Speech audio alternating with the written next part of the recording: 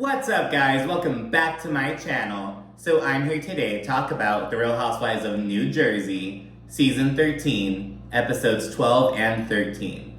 So these two episodes, Episode 12 takes place back in Ireland, Episode 13 in New Jersey, and there's a lot going on. There are a lot of little random scenes kind of thrown together, especially in Episode 13. You'll see what I mean in a little bit.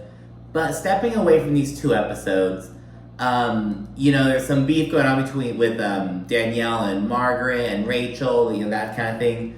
But there's also major stuff between Teresa and Melissa, and it's very evident that there's some kind of fakeness going on, I think maybe from Teresa and Louie's camp.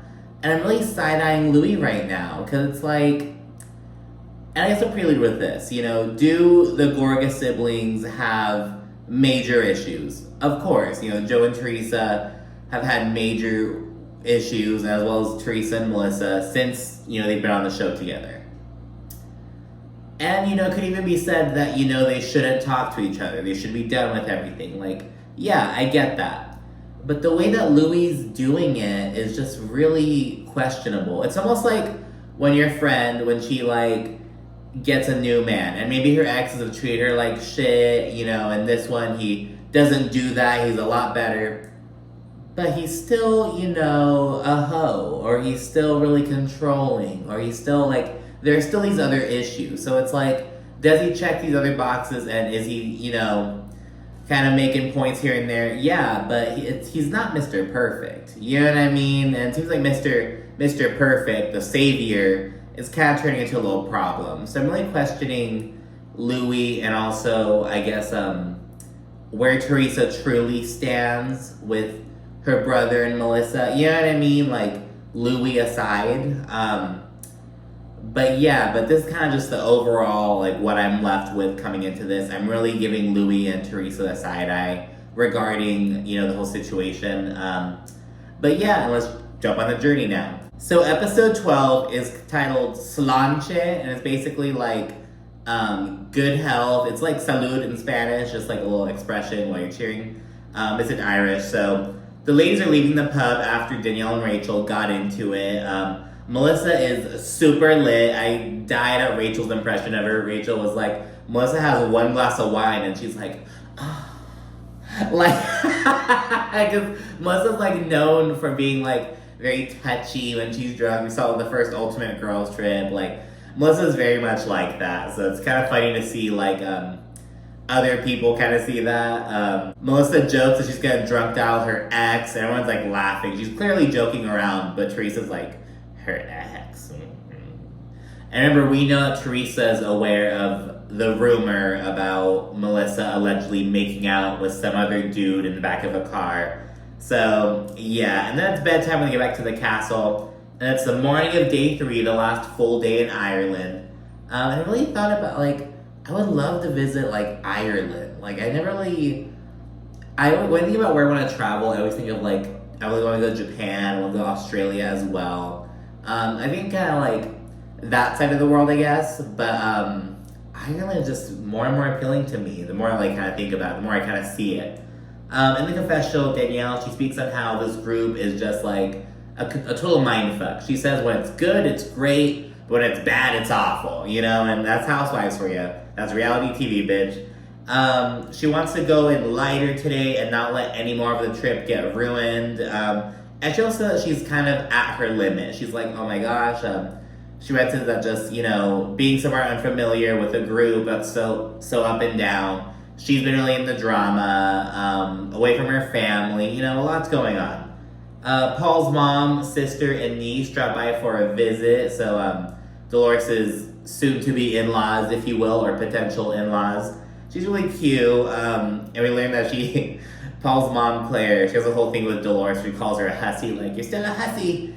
Because I guess when Paul's mother was staying with Paul for Christmas, visiting, Dolores was staying there. She felt kind of weird. She's like, how am I gonna sneak out? Because I guess she goes to sleep super late and wakes up super early. So Dolores would just do the walk of shame, whatever. So she'd be like, hussy. So they have a little bit going on. It's kind of cute. Danielle gets emotional over how close Paul is with his sister, because his sister thanks Dolores for like taking good care of him and blah blah blah, because the whole family's from Ireland. And a little side note, so aside from this whole Ireland trip, I've been reading about the Troubles a lot of Northern Ireland and that whole situation. So we had just learning about that just in general, going to little internet rabbit holes about that.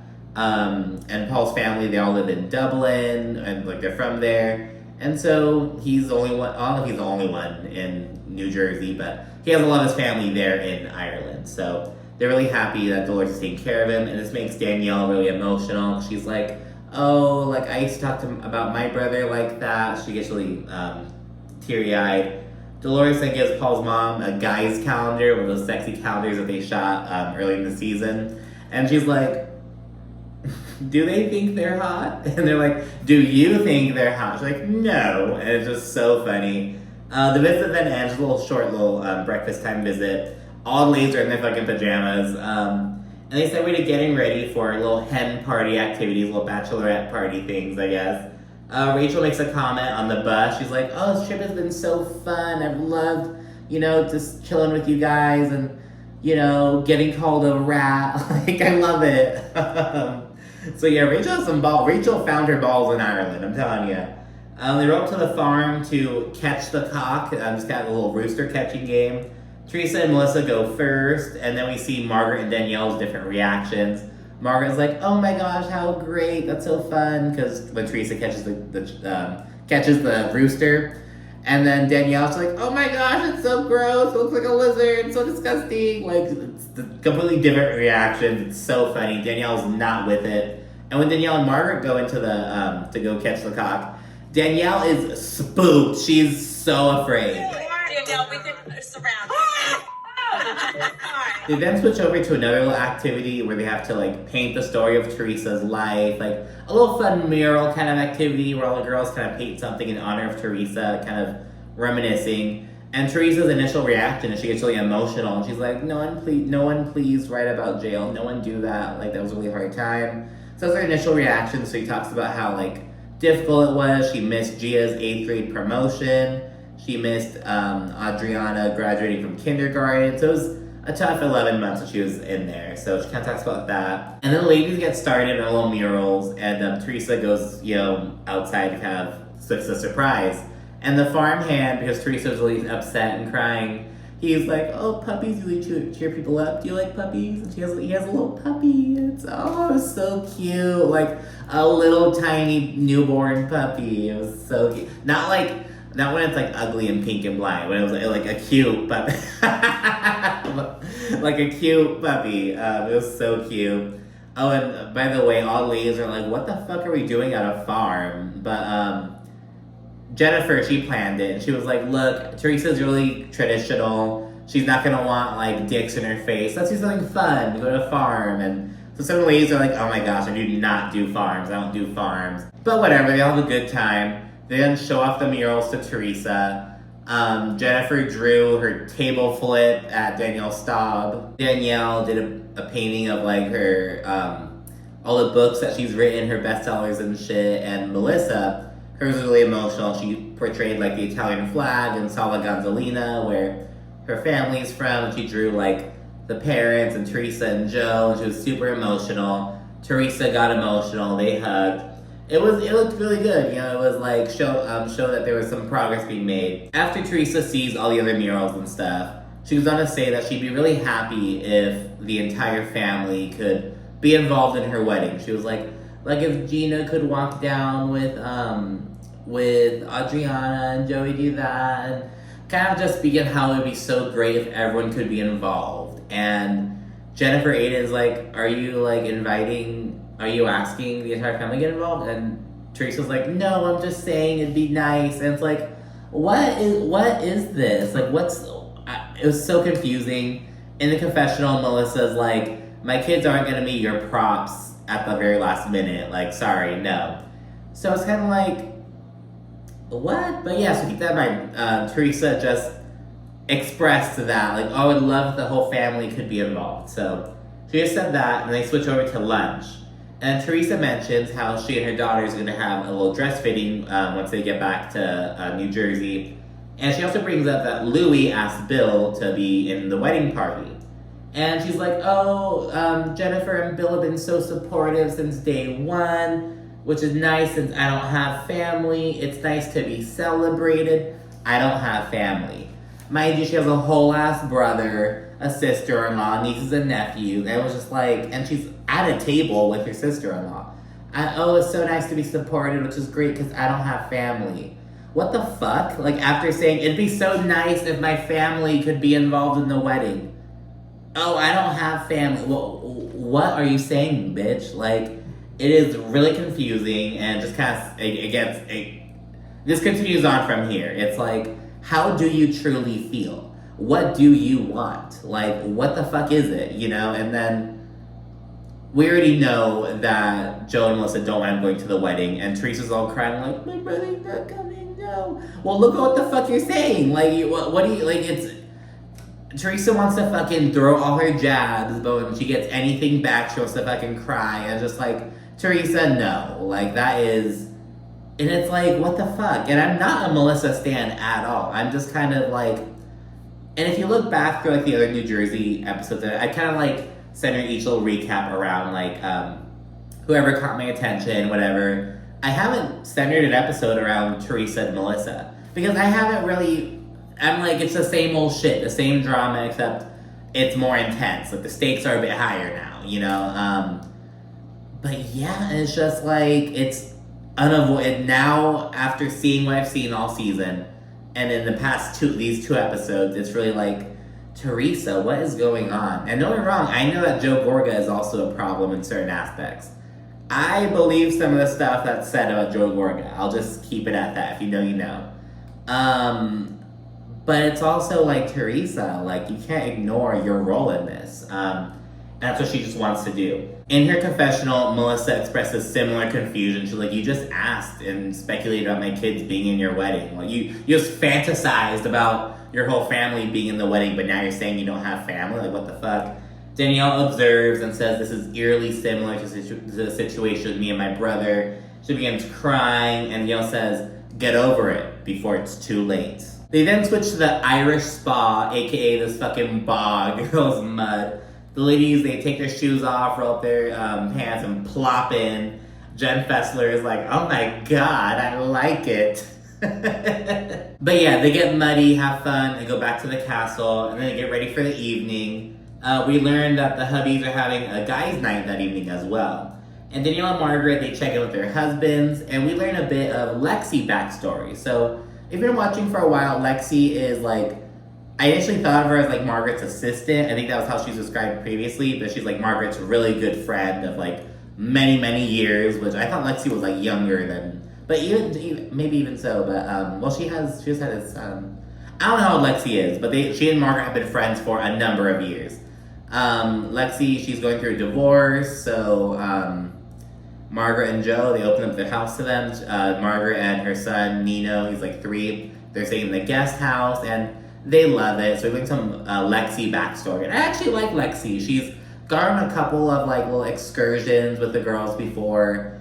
I really like her accent. She has like, it's not like the New Jersey accent in the sense of like Teresa and Dolores and shit, but it's like a different kind of like, I feel like it's still like New Jersey, but a different kind of New Jersey accent, if it makes sense. I know her mom's from like England and she lived there as a child, so I don't know, girl, but yeah, a little bit more of Lexi backstory, which I'm okay with. Everyone then congregates for a little whiskey tasting. We then check in with the guys at New Jersey. Joe Benigno, he mentions that Bill was asked to become a groomsman, and Joe Gorga, he reacts. Mind you, Bill's like right there. Joe Gorga, he's like, well, you know, you're like, that's an afterthought. Like, what the fuck? Like, Joe basically feels like Bill and Jennifer accepted because they're just so thirsty to please Teresa and Louie. He's like, why the fuck are you in the wedding except me and Melissa? Which I get, you know what I mean? I get his sentiment. Everyone's there except Louie because he has post-COVID sickness, allegedly. And of course, Paulie's not there. I'm not even, like,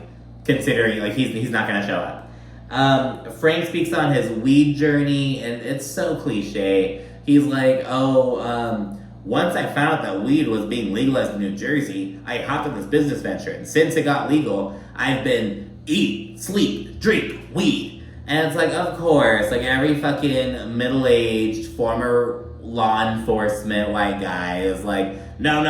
Oh, it's illegal. Yeah, like all for it. Like all of a sudden the fucking switch flips. It's like, okay, girl. Like, so yeah, Frank arrives with some little weed samples, like some pre-rolls and gummies and shit. He gets Joe Gorga super high. He's like blowing the smoke in his face. Joe gets really high. And we learned that Margaret hooked them up with a fucking food truck, like a snack truck. And she sells like cheeseburgers, hot dogs, corn dogs, all these candies. And it's like, oh my God. Margaret, it's just there. It's fabulous. My fat ass was like, oh my God, that sounds great.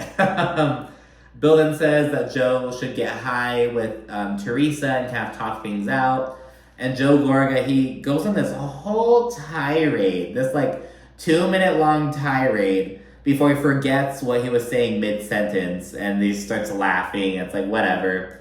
The guys then ask Nate Cabral, Danielle's husband, they're like, oh, how's Danielle liking the trip, blah, blah, blah. And Nate's like, well, she's having an okay time, but, some tension, whatever. Kind of tiptoeing around it. And John Fuda, Rachel's husband, he's like, man, why'd your wife call my wife a rat?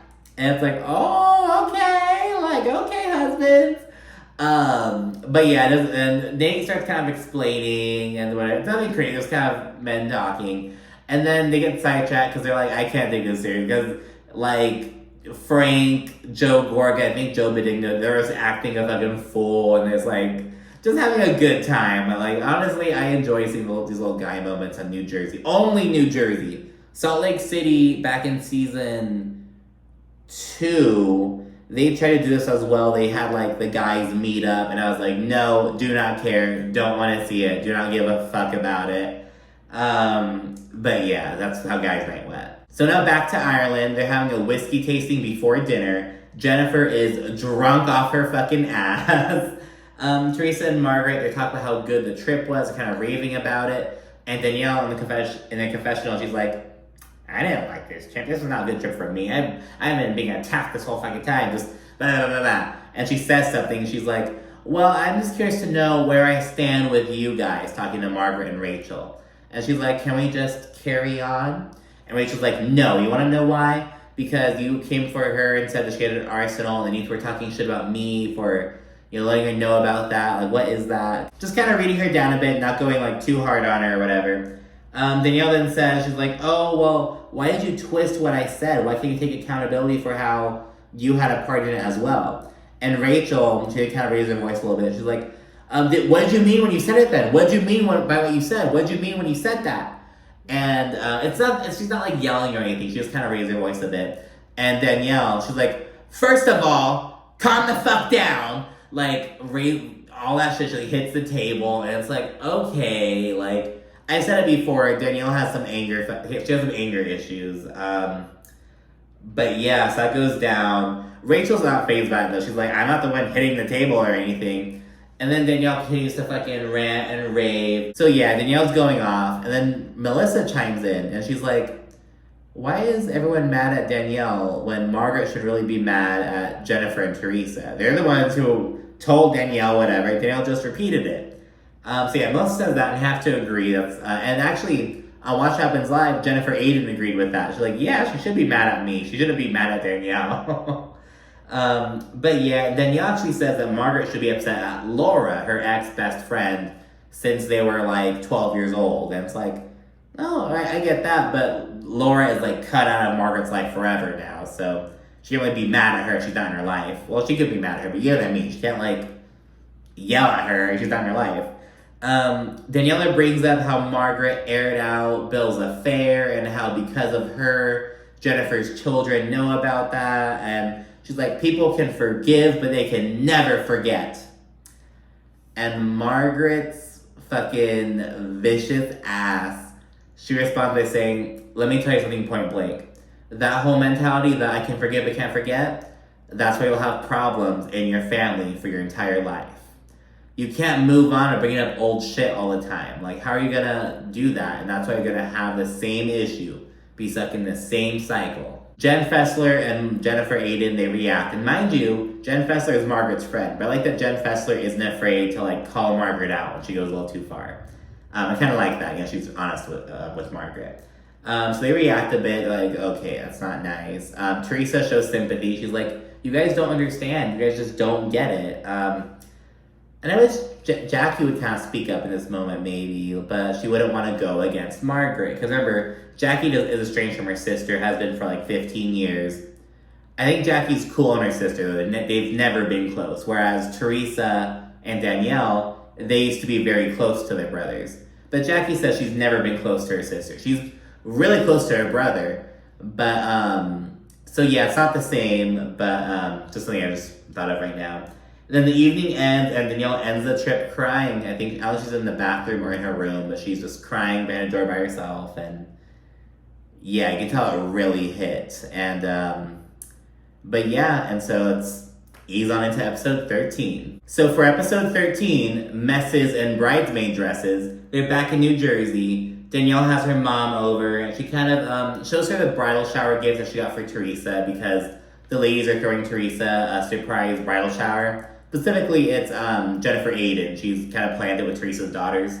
And yeah, she's kind of showing her the gift she got, and she's like, oh, I want to get her a cock ring, blah, blah, blah. Just talking with her mom. She feels her on the Ireland trip, and she didn't have a really good time, etc., etc. And Danielle then tells her mom about the rumor about Melissa, about how Margaret allegedly told Laura that Melissa was caught making out with some guy in the backseat of the car. So she told her mother this, and her mom's like, Danielle, you've got to tell Melissa. She's like encouraging her, and it's like, oh my God. Like, Danielle, your mom's a bird. Hey, girl, you don't know these people. Like, bitch. Rachel and John Fuda then go to see an adoption attorney. She gives some background so that Jaden's mother hasn't been around at all since he's been younger. And the attorney lets him know that, like, hey, we have an obligation to still serve his biological mother with and let her know about this process. And she's like, we can't just terminate her parental rights and give them to you, even though she hasn't been around. So kind of filling her in on that and how they're going to have to serve her. But if she doesn't respond within like 45 days, they're in the clear. But if she contests it, they may wind up having to go to court. So it's this big old thing. Rachel gets emotional, but yeah, just gonna kind of see what's up. And this is very much giving like later season episode. Again, all these little bits and pieces kind of strewn together, just like personal storylines, little continuances, whatever. Then we see Jennifer Aiden. She's speaking out during Teresa, the surprise bridal shower. So we have some Turkish flair though. And this kind of reminded me of when Jen Shaw threw Meredith that Tongan birthday party. And it's like, what does this have to do with Meredith? It's her birthday party. It's very much that. It's like a Turkish bridal shower for Teresa's Italian ass. Olivia, she's talking to Jennifer because Jennifer's showing a garter. She's like, oh, that's for Teresa. She explains what a garter is to Olivia. She asked about it. And she's like, oh, just like how you always tell mommy to buy lingerie for daddy. Because remember, Olivia, who's 9, she's really concerned about her parents' marriage. She wants to be like a love therapist when she grows up. So I guess she's encouraging Jennifer to buy lingerie. And Jennifer reacts to this. She's like, oh yeah, thanks, Marge. Thanks, Margaret. Because of you, my daughter's telling me to buy lingerie. She's afraid I'm going to divorce her father. Thank you, Margaret. But kids are resilient, right? Just kind of going back to old shit from last season. Jennifer then gets on Bill for the same old shit about how he's not a hands-on father. But he's like, well, look, I have to work. I have 5 kids to put through college. Like, what do you want from me? We have to live this life. So just kind of going back and forth about that a little bit. They're on totally different wavelengths. Bill doesn't want to go to therapy anymore. But yeah, again, I think that once their kids are out of the house, they're gonna split up. Maybe. I'm just going off what I'm seeing, girl. You know, there's Teresa and her daughters. They go to a dress fitting. Teresa talks about how she loves to stare at her kids, and they're like, "Why do you keep staring at me, Mom?" And she's like, "I pushed you out of my." What is she saying? Out of my cucalina. I pushed you out of my cucalina. I could stare at you all I want. But yeah, it's kind of funny. Joe Giudice calls Gia and they like FaceTime, and he gives Teresa some kind words, and it's really sweet. Teresa says, I hope that there's one day when he could return to the States, because he got deported back to Italy, and I believe he lives in the Bahamas. Yeah, he lives in the Bahamas. He lives in the Bahamas now. And yeah, then we see Margaret, Lexi, and both of their moms. They go out to this little brunch. We get some more discussion on Lexi's situation. Remember, she's going through a divorce. And we learned that she was there by Margaret's side as she was going through her divorce with Jan. And so yeah, we learned about the close dynamic. And we also learned about how good Margaret and Joe Benigno are with Nino, the 3-year-old Lexi's son. And just so cute. They're in full grandparent mode. And it really shows that, like, you know, because Jennifer's go-to thing with Margaret is like, you don't have a family. You don't have family. And remember, Jennifer says, because she has a bunch of siblings. She has like 2 siblings. Oh, she has 3, I believe. 3 siblings. And 5 kids. And Margaret, her situation's a bit more complicated for various reasons. But she has some very close friends, you know. They're my chosen family. Like, I can't imagine life without Lexi. We're soulmates. We don't have sex, but we're soulmates. So yeah, it's really cute. We then see another random, I'm telling you, we have some random scenes just strewn together, very much end of the season kind of vibe. Although this is not the finale by any means. Melissa and Joe, they're gushing over Antonia making honor roll. Melissa's mom, Donna Marco, she enrolls with a brand new car. Melissa and Joe, they please go inside and chat about the Ireland trip and about how Melissa and Teresa's kind of on some weird shit right now. And Joe says he doesn't want Melissa to, like, prove herself to Teresa anymore. He's like, I don't want you to have to do that. But Melissa says, I'm still going to go to Teresa's bridal shower, put in all the effort so we can all attend her wedding and, you know, be a happy family. But she says, after that wedding's done, I want off of this roller coaster. So Melissa's very much done. And I feel like Melissa is at this point because of what Teresa said about Antonia in Ireland. I'm not saying that Teresa meant it with ill intentions, but I do think that Teresa saying that, what she said, did cause Melissa to be like, no, I'm not doing this anymore. And for Teresa, you know, we'll see that Louie has a big part in what's going on, but we'll talk about that in just a bit later. We then see Dolores. She's going to link up with Frank for a little one-on-one. This was encouraged by Paulie. He's like, maybe just have to have a sit-down with Frank and just talk it out. But Dolores says that she does not do this. She's like, we do not do emotional talks. We do not do this shit at all. So it's something new for her, it seems. Frank rolls in his fucking sleeveless biker jacket, or biker vest, I guess, at that point. Dolores, she's like, are you one of the village people? Like, what is this? She's like, the YMCA. I was kind of making fun of him, and yeah, Frank that is a very gay outfit of a Mercury wearing. That is like, so you see at like a leather bar, to be honest. If you know, you know. Frank then brings up a conversation he had with Frankie about how he's like, oh, I want to go take you out to celebrate you getting your dream job. And when Frank was like, oh, how about we invite mommy, like Dolores as well? Frankie was like, oh, I'm not sure, because then Dolores may feel weird about going if Paul doesn't go, blah, blah. So this is kind of just adding to Frank's frustration. And Dolores thinking that it's like, oh, well, no, it's not going to be a problem, because Paul is definitely going to go to that, so it's fine. But Frank is like, oh, Paul doesn't have a place there. We should be there as a family, just us four. We used to always celebrate things as us four. And Dolores is like, that was because we weren't in serious relationships. Like, Paul can come, Brittany can come too. But Frank straight up says, I don't want Brittany to come. Like, Brittany and Paul didn't get our kids to where they are. We did. And it's just so selfish of Frank. It's like, bro, let Dolores bring her new fucking man to dinner. Like, what the fuck is this about? It's like, I want you to celebrate with just me. Don't bring your man. It's like, what the fuck is that? Fucking grown-ass man sitting here fucking crying about his ex-wife that he cheated on and divorced for over 20 years. Like, bro, get a fucking grip.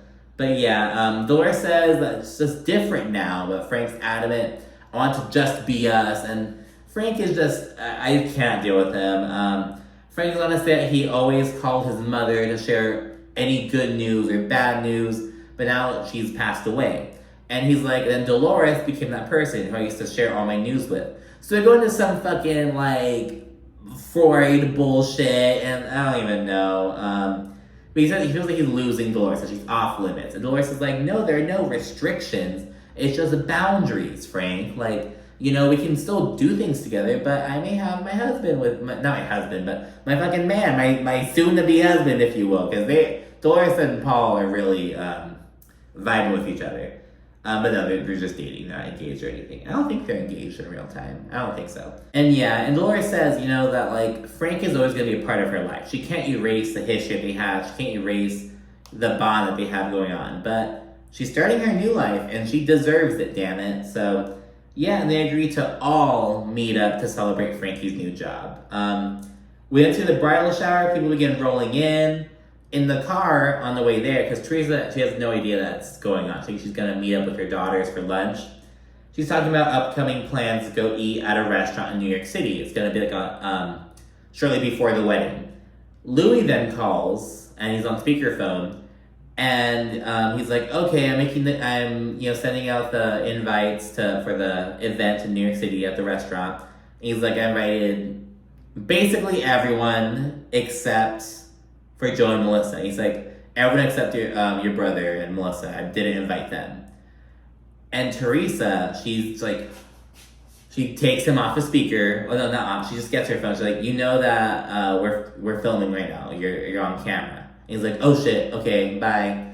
And she's like, oh, but we can't not invite them. We have to invite them. So go ahead and invite them. Clear bullshit. You know that she would not be fucking inviting them if she were not caught up on camera.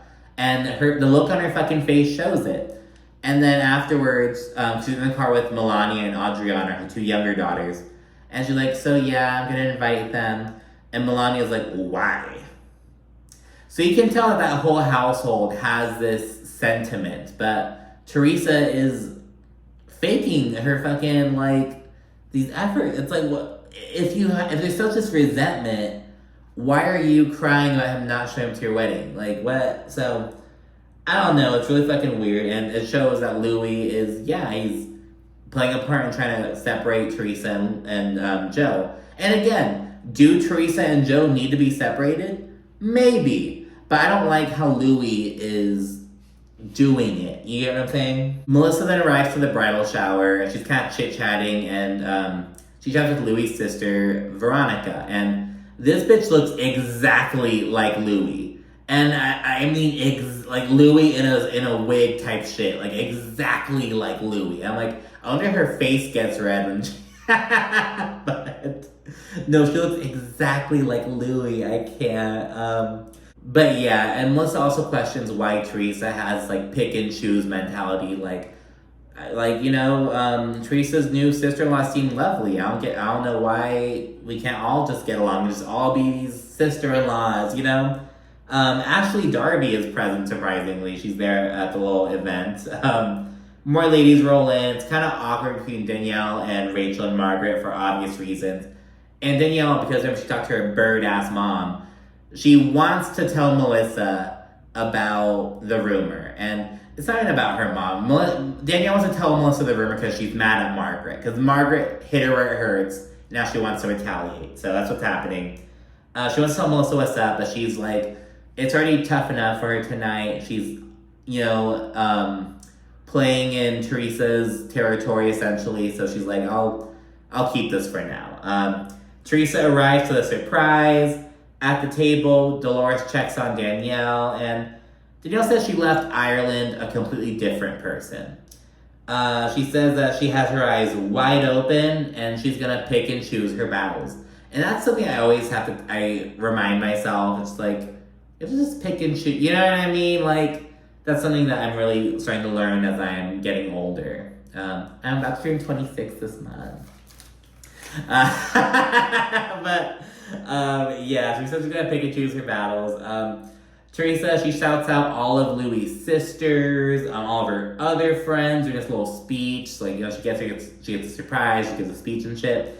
She acknowledges all these fucking people except Melissa. And it speaks volumes. Like, after the speech, there are people going up to Melissa being like, girl, I feel for you. Like, you have to mention your sister. I'm like, what the fuck was that? Like, it is so clear. And it's just like, what is Teresa doing? very flip-floppy. I don't know. I understand Melissa's frustration. And yeah, so as people are rallying on Melissa, they segue to a little Turkish henna event, kind of celebrating Teresa. This fun kind of thing. The episode then ends. And in the preview, where you kind of see the little scenes for the next episode, Teresa asks Louie, "Oh, are you going to talk to my brother?" And Louie says, "I'd like to talk to your brother as much as I'd like to talk to a rat on the street." Just like that. And he's like, "Oh, babe, if I were in a snake pit, would you pull me out?" She's like, "Of course, of course." And Louie says, "That's what I'm doing. I'm pulling out a snake pit." And he has this fucking smug look on his red lobster face. And it's like, I'm the savior. I'm saving this family. I'm saving these girls. And from this toxicity from this family and Joe Gorga's ways. And it's like, because I think Louie grew up around all sisters, I don't think he has any brothers.